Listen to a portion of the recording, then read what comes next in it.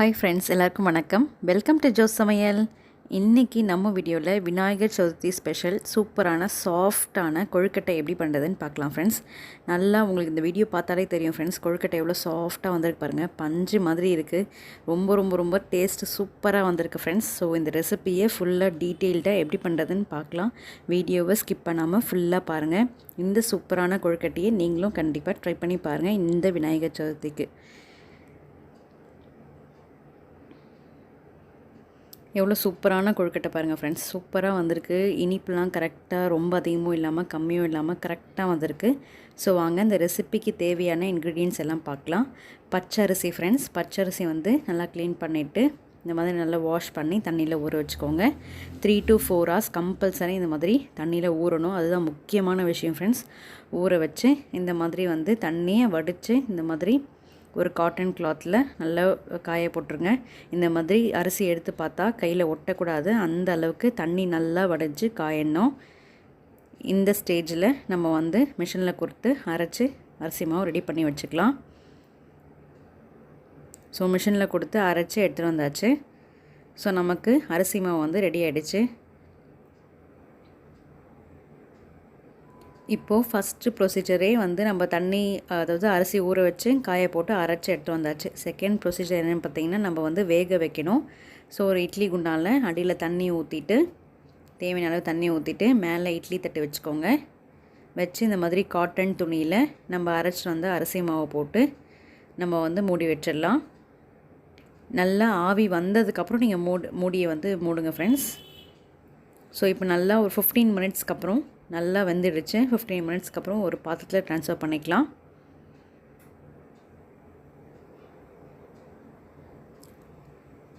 இப்போது கொஞ்சமாக தண்ணியில் உப்பு ஆட் பண்ணி நம்ம கொஞ்சமாக அந்த மாவில் நல்லா தெளித்து நல்லா ஸ்ப்ரெட் பண்ணி விட போகிறோம்.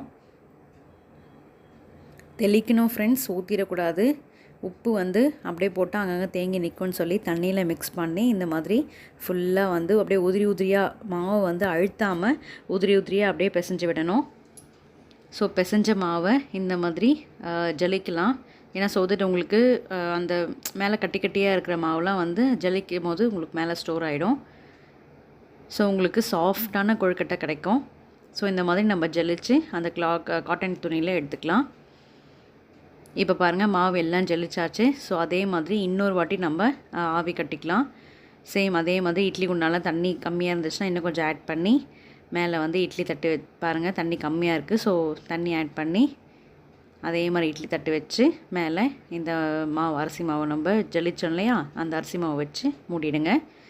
இப்போது சைட் பை சைட் வெல்லம் எடுத்து கொஞ்சமாக ஒரு 1/4 டம்ளர் தண்ணி ஊற்றி நம்ம அடுப்பில் சிம்மில் வச்சிடலாம். 1/2 கிலோ மாவுக்கு 1/4 கிலோ வெல்லம் போட்டால் கரெக்டாக இருக்கும். பாகில் எதுவும் காச வேண்டாம் ஃப்ரெண்ட்ஸ், ஜஸ்ட்டு வெல்லம் கரைஞ்சால் போதும்.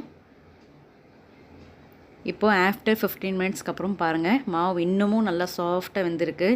புட்டுக்கு நான் கொஞ்சம் தண்ணியாக எடுத்து வச்சுக்கிறேன்.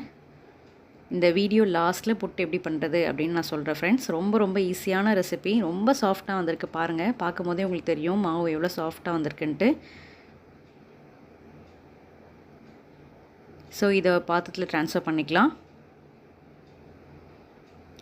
பாருங்கள் ஃப்ரெண்ட்ஸ், மாவு எவ்வளோ மெத்துன்னு இருக்குது. சாப்பிட்றதுக்கு ரொம்பவே சாஃப்டாக சூப்பராக இருக்கும் ஃப்ரெண்ட்ஸ். ஸோ இந்த மாதிரி ப்ரொசீஜரில் நீங்கள் ட்ரை பண்ணி பாருங்கள்.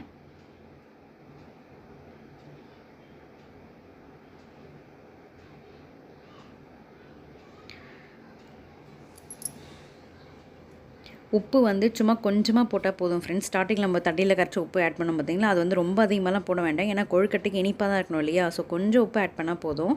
இப்போ ஏலக்காய் தூள் ஆட் பண்ணிக்கிறேன். நல்லா வாசமாக இருக்கும் கொழுக்கட்டை. நெக்ஸ்ட்டு தேங்காய் துருவல் ஆட் பண்ணிக்கிறேன். ஒரு 1.5 கப் அளவுக்கு ஆட் பண்ணிக்கிறேன் ஃப்ரெண்ட்ஸ். ஆட் பண்ணிவிட்டு நம்ம வெல்லம் கரைச்சி செஞ்சே அந்த அதாவது வெல்லம் தண்ணியே இதில் ஆட் பண்ணி கரண்டி காம்பு பின்பகுதி வச்சு நல்லா இந்த மாதிரி மிக்ஸ் பண்ணி விடுங்க.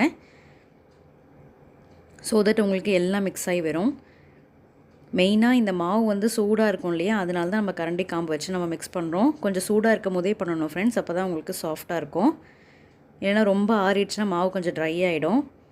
ஸோ இப்போ பாருங்கள், நல்லா மிக்ஸ் ஆகிடுச்சு. ரொம்ப மாவு சப்பாத்தி மாவு மாதிரி ரொம்ப அப்படியே ரொம்ப அழுத்தமாக பிசையக்கூடாது ஃப்ரெண்ட்ஸ். ரொம்ப சாஃப்டாக ஜென்டலாக பிசையணும். ஸோ கொழுக்கட்டை பிடிக்கிற அளவுக்கு நம்மளுக்கு கரெக்டாக இருக்கான்னு செக் பண்ணி பார்த்துக்கலாம்.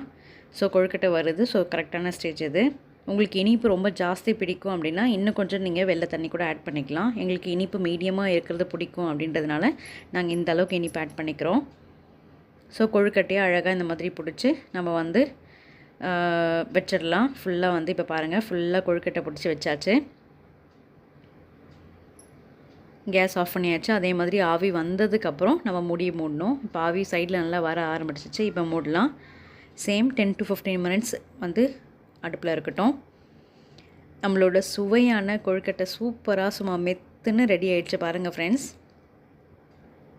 சாஃப்டான கொழுக்கட்டை யார் யாருக்கு ரொம்ப பிடிக்குமோ கண்டிப்பாக இதே மெத்தடில் ட்ரை பண்ணி பாருங்கள். ரொம்ப ரொம்ப சாஃப்டாக சாப்பிட்றதே தெரியாது ஃப்ரெண்ட்ஸ். அந்த அளவுக்கு ரொம்ப சாஃப்டான கொழுக்கட்டை நம்மளுக்கு சூப்பராக ரெடி ஆகிடுச்சு. இனிப்பு திட்டமாக இருக்கும் ஃப்ரெண்ட்ஸ். சூப்பரான சாஃப்டான கொழுக்கட்டை, நல்ல ஃப்ளேவராக அந்த ஏலக்காய் மணத்தோட தேங்காய் துருவலோட ரொம்ப ரொம்ப சூப்பரான கொழுக்கட்டை, ரொம்ப சாஃப்டாக சூப்பராக ரெடி ஆகிடுச்சு. கண்டிப்பாக இந்த ரெசிபியை மிஸ் பண்ணாமல் ட்ரை பண்ணி பாருங்கள்.